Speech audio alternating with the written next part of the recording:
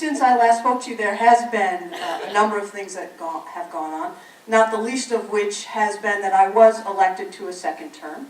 And so as I thought about coming here and talking to you, I thought I would talk to you about how I have approached from an organization and an analytical standpoint governing in the kind of times that we live in.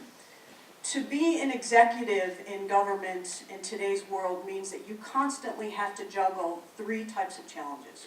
You have your long-term challenges, you have your short-term challenges, and you have your daily challenges. And that is every single day. And so the long-term challenges are how do we as an administration, how do I as a mayor ensure that Syracuse is a thriving place to live and work? And the short-term challenges are how do we continue to provide essential services during a fiscal crisis? And the daily challenge is whatever it is I find on my iPhone when I leave this podium today. That could be a snowplow in an airplane.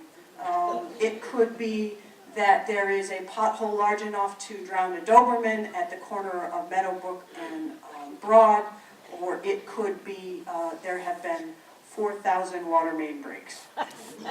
And sometimes those daily challenges are part and parcel of the short-term challenges and the long-term crisis. But I've really tried to hire the highest caliber of people around me to help manage those short-term challenges so that I could focus on the long-term challenges. And while that has been my goal, I have hired extraordinary people to be able to do it, but it is every day a challenge to try to balance my allotment of time. So that is the goal, to spend as much time as possible thinking about the long term and to allow others to try to work through these short-term daily crises.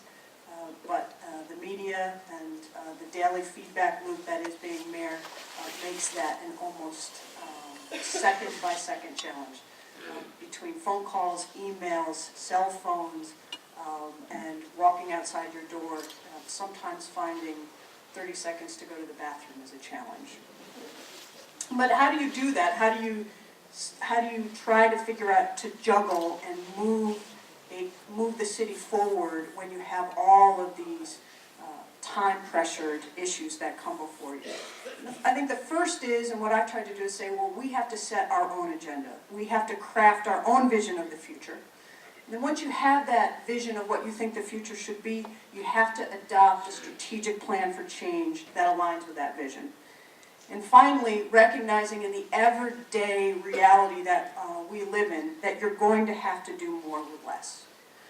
And so what is our vision for the city of Syracuse? Our vision for the city of Syracuse is that Syracuse is the center of economic, social, and cultural activity for the entire central New York region. That often stretches in some people's minds from Canada to Pennsylvania, right down the center of the state. Syracuse residents are a diverse group of people with varied backgrounds, incomes, and educational attainment. And Syracuse's institutions, including City Hall, must provide the support and resources to enable residents to both live in unique, thriving neighborhoods and to compete in a global economy. And that is the vision that I have, I think, and I hope that many of you would have for the city of Syracuse. How do we move forward to get to that? Well, we have to put in a plan for change to achieve that. When I say that, I want to bring you back and remind you how far we have already come. When I took office in 2010, we were on schedule to have our fund balance drop to the level where we would have a financial control board within 3 years. We have not only not done that, but we have now have surpluses instead of deficits. While we continue to have structural financial challenges, we have been able to move forward because we have changed the way that we have done business, and we have made very tough choices in the face of political obstacles and loud voices, and have said as clearly as we can, in order to move forward, we're going to have to change the nature of how we do business, and we are going to say that the status quo is no longer an option. So we have told the truth. We have made tough choices and hard decisions. I know many of you will remember some of them. I remember every single one of them. And we have constantly evaluated the policies and the practices of the past and have endeavored to change those where we can. We have focused on achieving smart growth and tailoring a strategy to build on our strength. And our strengths are numerous, thankfully. We focused on rebuilding the central core and by having a burgeoning and repurposed downtown, which is a remarkable change in 4 years from when I came into office. This will continue to be a focus of my administration, and that's why Route 81 is such an important community dialogue for where we are going, because Route 81 impacts so many things, but in particular directly impacts whether or not we are going to build on the strength of our downtown and move forward. We have focused on sustaining our neighborhoods through investments. Specifically, when I campaigned for mayor in 2009, every neighborhood I went to, every single person, no matter how wealthy or not, said to me, I am so worried about that vacant house on the corner. I'm so worried about this house next to me where the widow died and the family doesn't want to get rid of it and there's nothing that they can do and they're allowing it to fall into disrepair. And every time I call the city, they say there's nothing that can be done. And so when I came into office, I gathered the best people around me and said, we got to find a solution to this problem, naively thinking that it would be one solution. And what I recognized after talking through all of the permutations of this problem, that unfortunately it was going to have to be a systemic-wide change. And I say unfortunately because when you start talking about systems and changing systems, it takes a long time and focused energy, often not really amenable to the political process. Nevertheless, we did that, and the person who introduced me was largely responsible for staying laser-like focused on achieving a land bank. And so we just a number of months ago received the largest award from Attorney General Schneiderman for our land bank. It is doing great guns. It still needs to do more. But instead of now saying to people there's nothing that we can do about that underutilized or dilapidated property on the corner, we now have a solution for it, and a solution that makes sense throughout the entire system. Part of sustaining neighborhoods is also rethinking transportation and recognizing that people live in cities largely because they want to know their neighbors and they want to be able to walk and to bike and to have access to different places. And as we think about transportation, if we focus solely on cars, we are doing a disservice to our neighborhoods and our urban environments. And so we have actively moved forward with bike lanes, actively looked at calming traffic, actively looked at doing different things to think about transportation as a way to bring people together and neighborhoods together, as opposed to taking cars from one place to the other as quickly as possible. We have also supported neighborhood commercial centers.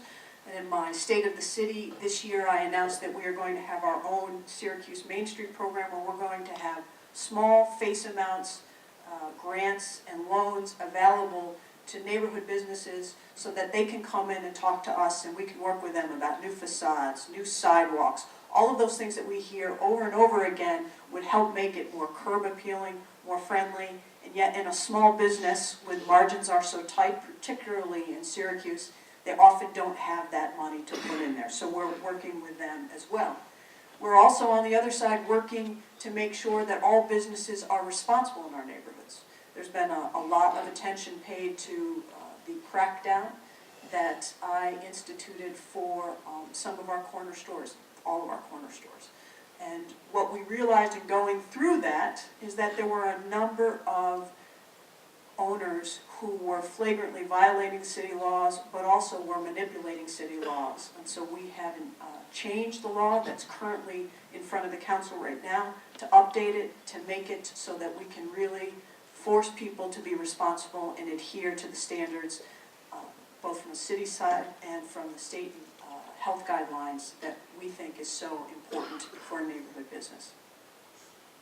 As also part of this tailoring to build on our strengths, part of the assets that we have, that other cities have as well, but that we have in particular, is a burgeoning immigrant population. And they are a tremendous economic development asset. And so while we have had perhaps not as much funding as I think we should have from the federal government and the state government to help this resettlement.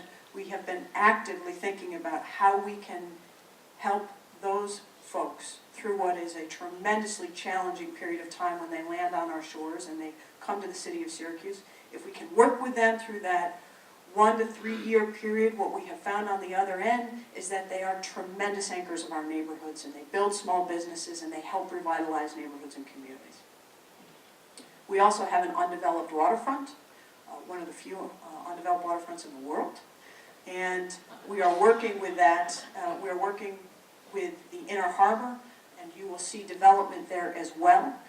And we think that this is going to be a really exciting development. We're going to have a brand new neighborhood. And what city can actually say that they're going to develop a brand new neighborhood? And that's what the Inner Harbor is going to be.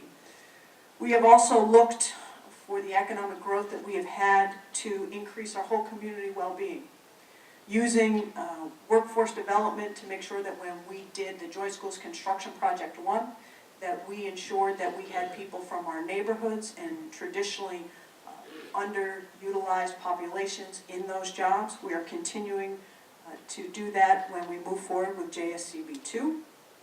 We have changed our Industrial Development Authority regulations to incent developers to be more inclusive and to be more risk-taking when it comes to the workforces that they hire and train. And we have also, of course, are all in with Say Yes and the work that Say Yes in our school district is doing for that as well. And the last category is the do more with less. We have modernized our city government, although we still have miles to go before we sleep. We have put numerous services online, so whether it's from checking on code enforcement to working with permits to buying a dog license to paying your taxes to paying your parking tickets. I know none of you here get parking tickets. And our goal is to, while we have less money, our goal is to say, let's have technology do more of the work so that we can focus our people, our most important resources, on actually providing services. We are moving forward with a really exciting development that I just call it by its name, PeopleSoft. PeopleSoft is an information technology system. The county already has PeopleSoft. The school district already has PeopleSoft. New York State is going to be moving forward with PeopleSoft, and with an agreement between the county executive and I, with a vision that ideally, at some point in the near future, that every government in Onondaga County would have PeopleSoft as its technology platform so that we could all talk to each other. And ideally, that we could then minimize the kind of overhead administrative functions that people really don't care who provides. In order to do that, the city, as the largest municipality, is going to be the first up to do this. And so we have asked our council to come work with us to do this, to start the first phase of what will be a multi-phase and expensive process. We have gotten money from the state to help us do this, and when I go to the state legislative delegation and talk to them about the idea of this, everybody is very excited because it makes sense that we should be moving forward with this. We'll also be entering into an operational review committee that will look at all of the services that we provide as a city to say, are we providing this because we provided it once in 1951 and nobody's ever had the temerity to say no? Is it an essential service? Should somebody else be providing it? Can somebody else provide it better? Or is this something that we do and only we can provide it? Finally, I think under doing more with less, there really has to be we have to be part of an ongoing discussion to rethink state and federal policy towards cities. This discussion happens, and then it kind of goes quiet for 6 months, and then another city goes bankrupt, and and then everybody talks about it again. So whether it is Detroit or Puerto Rico or Harrisburg or Stockton, California, or San Bernardino, or the city of Chicago, which just was downgraded by Moody's this week, we as a country have to have a discussion, and as a state, about the importance of our cities and not allowing them to be neglected until there's a crisis. So all of that really is the context in which we make decisions and how we think about which decisions to make and how we move forward. But I would like to leave you, before I take questions, with a little bit of Syracuse in context. Because I think sometimes our insularity is a very good thing because we are largely civil to each other, and we care deeply about our community, and we struggle to move forward. But our insularity, I think, also does a disservice to us because we lose sight of where we are in the context of the country. The largest economic growth going on in the United States, the greatest urban expansion, is going on in what's called middleweights, and that is metropolitan statistical areas between 150,000 and 10 million people. The metropolitan statistical area is not just the city, but it's what is seen as that area around it. Syracuse is a middleweight. Middleweight cities that have outperformed their peers have done studies on this, and they've found that there is no magic solution. They make the most out of their economic opportunities, and smaller cities that prioritize the unique strengths that they have done the best. And in these cities, there are certain cities called gazelles. And gazelles are cities that have strong university and research presence in growing industries. We, of course, are right in there with Syracuse University, SUNY Upstate, and SUNY ESF. We have large institutional powerhouses. Part of what we need to do is to make sure that we couple those resources and that we make smart and strategic decisions so that we can be those smaller gazelle cities that outperform our neighbors. We are poised to do this if we make the right kind of strategic decisions. The problem becomes that those strategic decisions often don't align with political decisions. That strategic decisions need to be made oftentimes in periods that outlast elections or are not contingent on every 2 years or every 4 years. And that is where your role is so important. Because if you mandate that your elected officials do this, it will happen. If you stay silent and allow them to not do this or not think strategically or not ask them about strategic thinking, it will not happen. I found the other day a story that I thought was very telling about us and our history. And it deals with Father Simon Lemoyne. When Father Lemoyne came to what was then not Syracuse, but right outside of Syracuse, there was a spring there, a number of springs. And the people who lived there, the first settlers of that area, they said to Father Lemoyne, "Don't drink that spring. The devil is in that spring. Stay away from that spring." And Father Lemoyne, being a good Jesuit, picked up the water and he drank it. And what he saw in the water and what he tasted in the water was salt.